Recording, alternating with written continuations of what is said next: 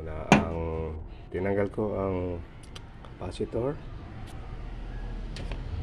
Ito ko sa inyo ang natsura. Ito na siya. Ayan. Mahirap pala tong tanggalin din, so ingat lang kasi pwede mabakbak yung terminal connection dito sa multi-circuit board, multi-plated ito. Yan siya, yan. Yan.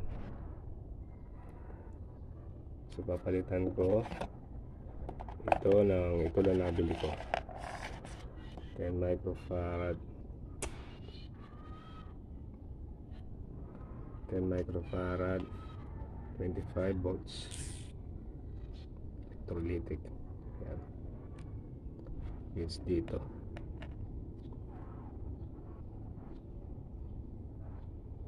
35 volts. Nakakabili ito sa Lazada o sa Shopee. Ngayon ilalagay ko ito electrolytic dito, positive, negative. Ito ganyan ko siya, ganyang pwesto. Ito sa mga mamay.